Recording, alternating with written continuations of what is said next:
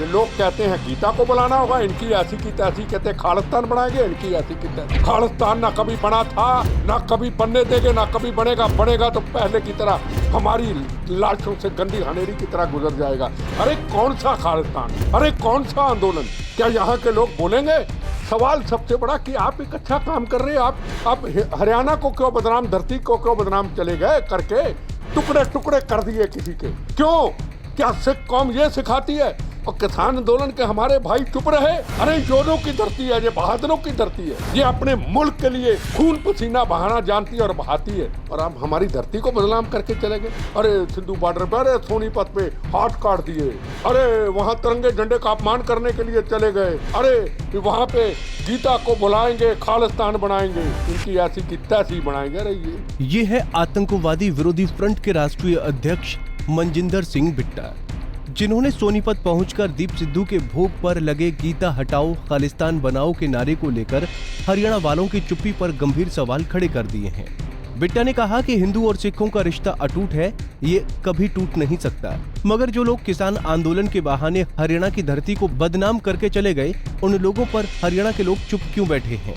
इतना ही नहीं, बिट्टा ने कहा कि हम पंजाब को देश से अलग नहीं होने देंगे, क्योंकि हम लोगों ने खून की नदियां बहाकर खालिस्तानियों की पहले भी ऐसी तैसी कर चुके हैं और आगे भी करेंगे। सोनीपत की धरती हो या पानीपत की धरती हो या कुछ क्षेत्रा की हो या पूरा हरियाणा हो, आज़ादी से पहले, आज़ादी के बाद और अभी तक शहादतें, कारगिल का युद्ध, 65 की लड़ाई, 71 की लड़ाई, नक्सलाइटों से लड़ाई, कोई ऐसा गांव नहीं है हरियाणा की धरती पे जहां शहादतों का जाम नहीं पिया है और योधों ने कुर्बानी और शहादत दी है। एक चीज़ का अफसोस है और अफसोस मुझे रहेगा। अभी दीप सिद्धू हरियाणा में आता जाता कहीं उसकी डेथ हो गई। ठीक, मेरा फ़ोन देना बेटा। हाँ जी, डेथ हो गई सोनीपत में है जी, सोनीपत में ही हुई। हाँ सोनीपत में डेथ हुई। खालिस्तान के नारे यही लगे। हमने खालिस्तान के नारे खत्म कर दिए थे पंजाब के अंदर। पंजाब के अंदर खालिस्तान का नारा लगता नहीं था कोई। 36,000 बेगुनाहों का कत्लेआम हुआ, 19,000 हमारे हिंदू भाई मारे गए। हिंदू और सिख रोटी बेटी का रिश्ता, 9 मास का रिश्ता, जिसको कोई तोड़ ही नहीं सकता।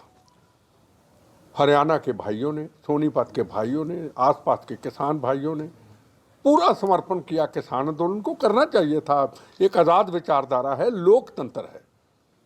पर इस धरती के अंदर आकर के कुछ धरती का अपमान करके चले जाए और यहाँ के लोगों को बेवकूफ़ बना के चले जाए और खुद जाके वहाँ राजनीति कर ले, इलेक्शन लड़ ले, चूड़नी जी और राजेवाल जी, और खालिस्तान के नारे भी लग जाएं और भारत माँ तेरे टुकड़े टुकड़े के नारे भी लग जाएं। पहले इंदिरा गांधी को मारा, अब मोदी को मारेंगे और यहीं से काफिला चले।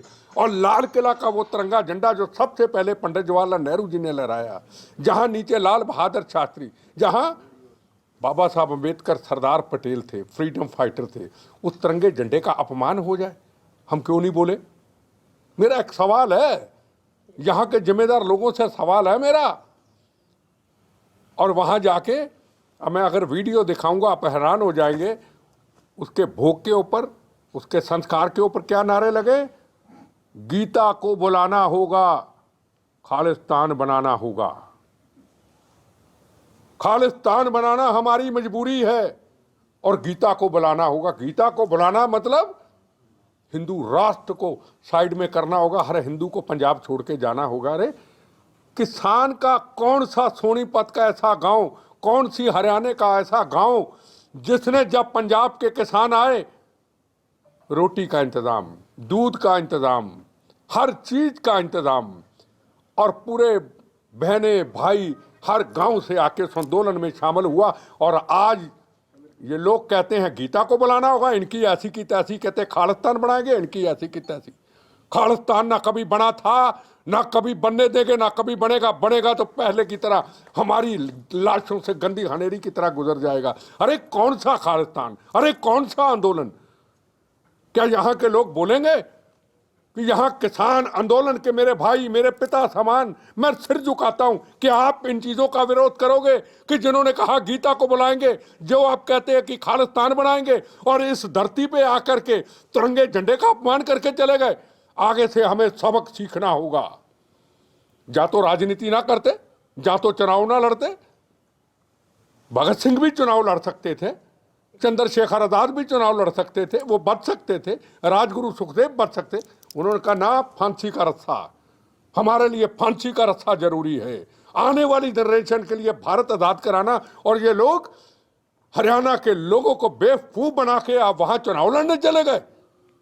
क्रांतिकारी कभी चुनाव नहीं लड़ते, कभी क्रांतिकारी चुनाव नहीं लड़ते, अपने मिशन में रहते हैं। हम क्रांतिकारी नहीं है, पर हमने जब चुनाव लड़ा था, हमने मौत का कफन बांध के लड़ा था। हमने चुनाव नहीं लड़ना था। हमने क्या कहा था? नरसिम्हा राव ने कहा था, पंजाब में लोकतंत्र लाना है, बहनों के सुहागों को बचाना है, खालिस्तान नहीं बनने देना है, पंजाब हिंदुस्तान से टूटने नहीं देना है। हमने बहनों के सुहागों की रक्षा के लिए, बच्चों को यतीम होने से बचाने के लिए, खून की नदियां बहती थी उसको रोकने के लिए, पंजाब में हिंदू भाई हमारा पंजाब छोड़ के ना जाए, उसके लिए मौत का कफन बांध के चुनाव लड़ा। चुनाव लड़ा, बम चले बार बार, 70 लोग शहीद हुए, अमन शांति दिया, छोड़ के चले गए। 96 में चीफ मिनिस्ट्री मिली बेअंत सिंह की शहादत के बाद। नरसिम्हा राव जी को कह दिया, जो मेरा कर्म नहीं है। आज तक हम अपने एक आंदोलन में हैं। हमें क्यों बुलाया इधर? हमें इनको क्यों इन्होंने बुलाया? इसलिए बुलाया। हमारा कमीशन, अगर हम एमएलए एमपी होते थोड़ा हमें बुलाते ही। हमने अपनी पहचान को वही रखा। सवाल सबसे बड़ा कि आप एक अच्छा काम कर रहे हैं, आप हरियाणा को क्यों बदनाम, धरती को क्यों बदनाम चले गए करके, टुकड़े टुकड़े कर दिए किसी के। क्यों? क्या सिख कौम ये सिखाती है?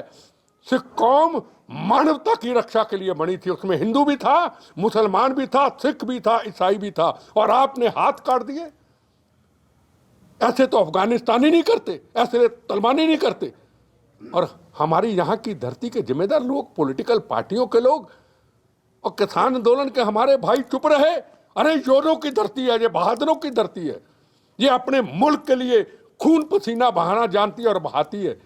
और आप हमारी धरती को बदनाम करके चले गए। अरे सिंधु बॉर्डर पे, अरे सोनीपत पे हाथ काट दिए, अरे वहां तिरंगे झंडे का अपमान करने के लिए चले गए, अरे वहां पे गीता को बुलाएंगे, खालिस्तान बनाएंगे, इनकी ऐसी की तैसी बनाएंगे। अरे ये क्या हो रहा है? हम कहाँ चुप बैठे हैं? इन स्थानों का क्या फायदा अगर इसकी मेहनत, इसकी आज़ादी की हम रक्षा नहीं कर पाए।